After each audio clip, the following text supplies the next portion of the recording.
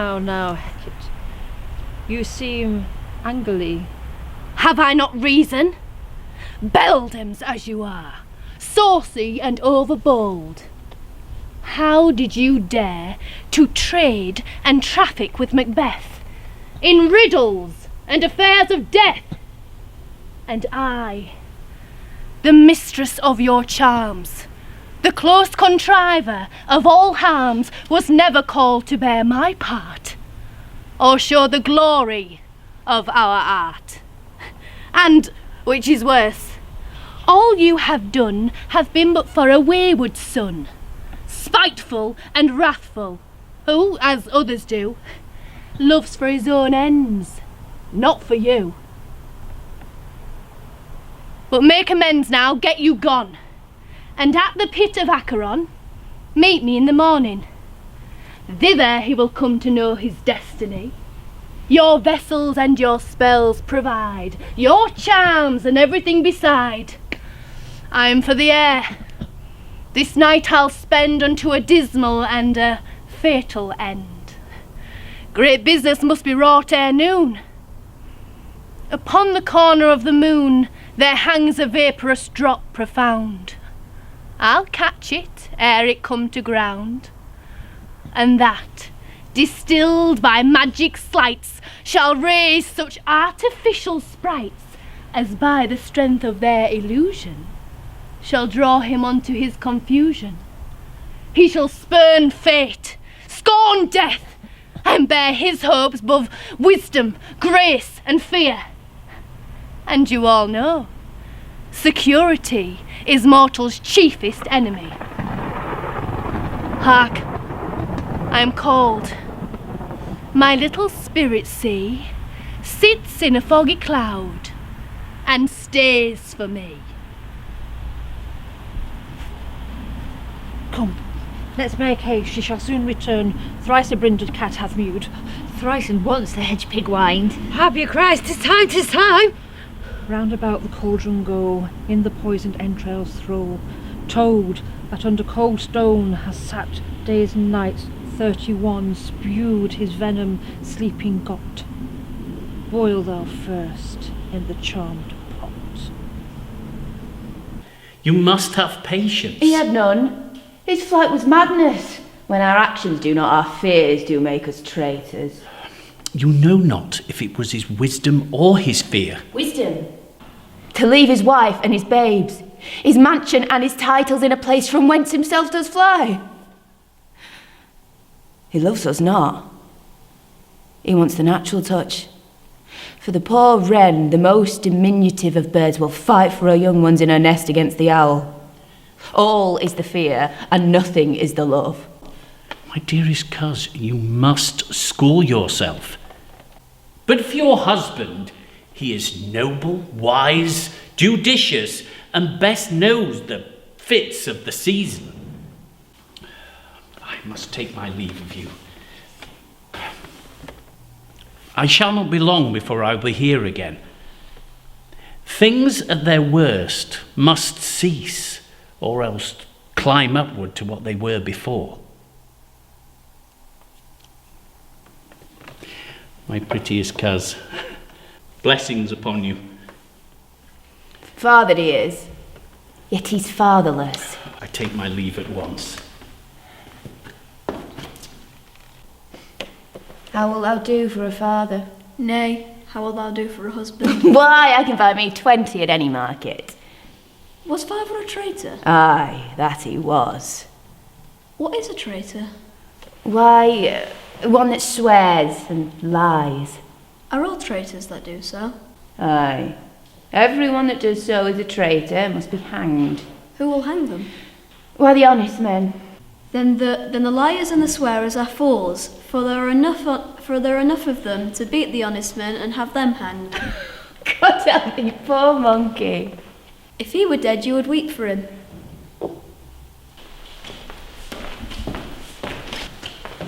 Where's your husband? I hope in no place unsanctified where such as thou mayest find him. He's a traitor. Thou liest, thou shaggest villain! What, you hag? Young friar treachery. He has killed me, Mother!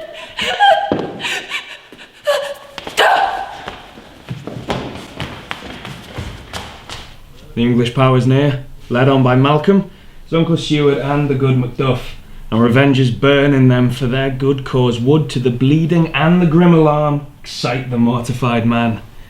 Near Burnham Wood we shall meet them. That way they are coming. Who knows if Donald Bain be with his brother? I'm certain to say he is not. I have a file of all the gentry. There is Seward's son, and many unrough youths that even now protest their first of manhood. What does the tyrant? Great Dunsinane he strongly fortifies. Some say he's mad. Others that lesser hate him do call it valiant fury. But it is certain that he cannot buckle his distempered cause within the belt of rule. Now his secret murders are sticking on his hands. Those he command act only in command, not in love. Now his titles fall loose about him, like a giant's robe upon a dwarvish thief. Who then can blame his pestered senses to recoil and start when all that was in them condemned for being there? Well, march we on to give obedience where 'tis truly owed. Meet we the medicine of the sickly wheel, and with him pour we in our country's purge, each drop of us. Or so much as it needs to dew the sovereign flower and to drown the weeds. Make we our march to Burnham.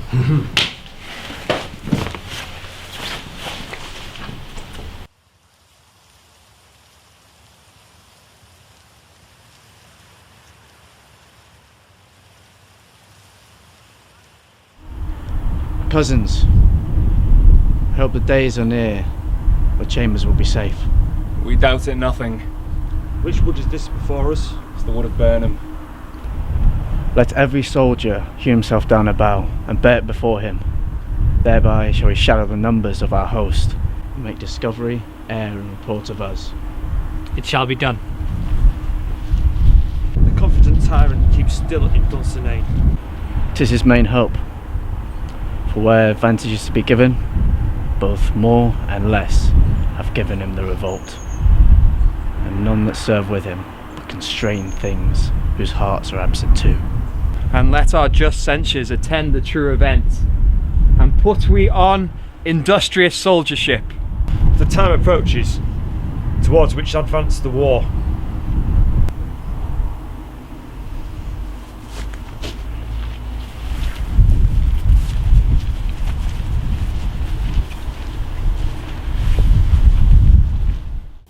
They met me in the day of success, and I have learned by the perfectest report they have more in them than mortal knowledge. While I stood wrapped in the wonder of it, came missives from the king who all hailed me. Thane of Cawdor.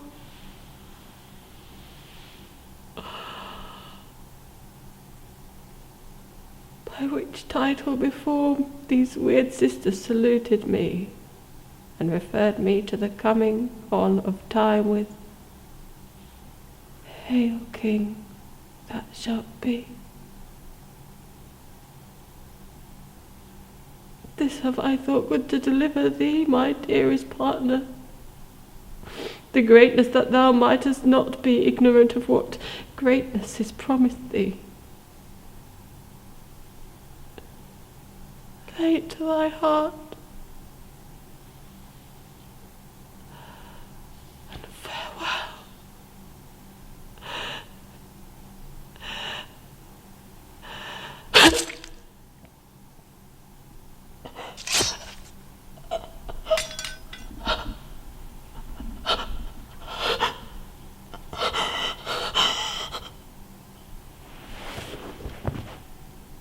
Hang out our banners on the outward wall. The cry is still they come. Our castle strength will laugh, a siege to scorn. Here, let them lie till famine and the ague eat them up. Were they not charged with those that should be ours, we might have met them direful and beat them backward home. What was that noise? I've almost forgot the taste of fears.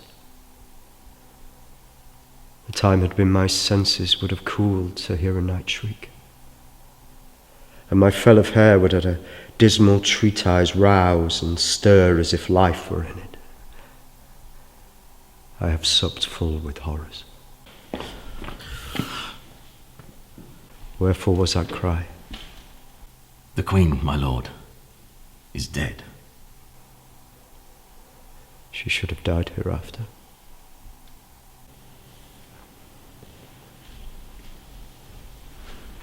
There would have been time for such a word. Tomorrow, and tomorrow, and tomorrow creeps in this petty pace from day to the last syllable of recorded time. And all our yesterdays have lighted fools the way to dusty death. Out, out, brief candle. Life is but a walking shadow, a poor player that struts and frets his hour upon the stage and then is heard no more. It is a tale told by an idiot, full of sound and fury, signifying nothing. Gracious my lord, Thy story quickly. I should report that which I saw, but know not how to do it. Well, say so. As I did stand my watch, I looked toward Burnham, and anon methought the wood began to move. Liar and slave. Within a mile may you see it coming, a moving grove. If thou speakest false, upon the next tree shalt thou hang till famine cling thee. Fear not till Burnham wood do come to Dunsinane, and now a wood comes to Dunsinane. Every soldier hath downed a wood and bears it before him. Therefore they shadow the number of their host, and err in discovery of report of them.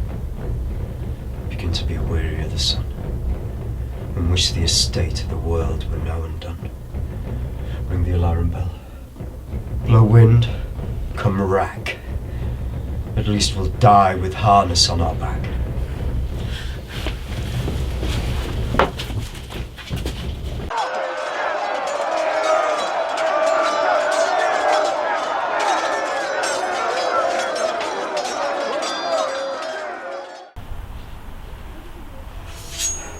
What is thy name? I'd be afraid to hear it. No. But thou calls himself a hotter name than any in hell. My name's Macbeth. The devil himself could not pronounce a title more hateful to mine ear. No more fearful. Thou liest, abhorrent tyrant.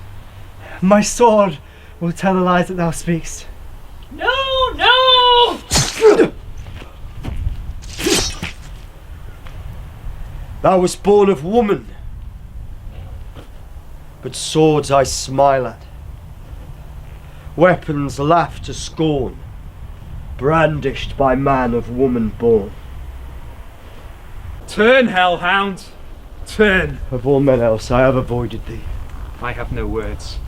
My voice is in my sword. For thy blade on vulnerable crests, I bear a charmed life which must not yield to one born of woman. Despair thy charm, and let the angel whom thou hast served know that Macduff was from his mother's womb untimely ripped.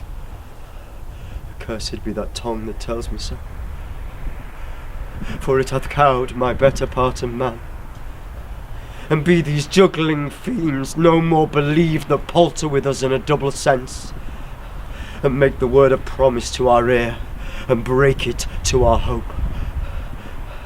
I will not yield to kiss the ground before young Malcolm's feet, and be baited with the rabble's curse.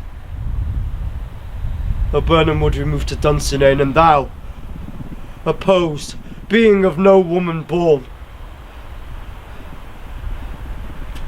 yet I will try the last.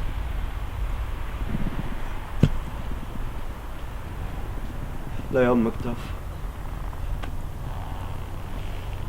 And damned be he who first cries, "Hold, enough."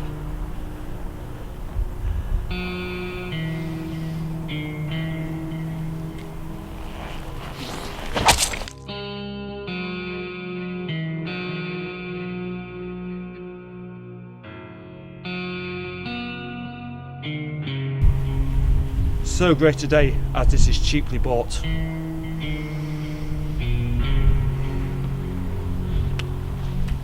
Hail, King of Scotland, for so thou art. Behold where lies the cursed usurper's head. Hail, King of Scotland! Hail, King of Scotland!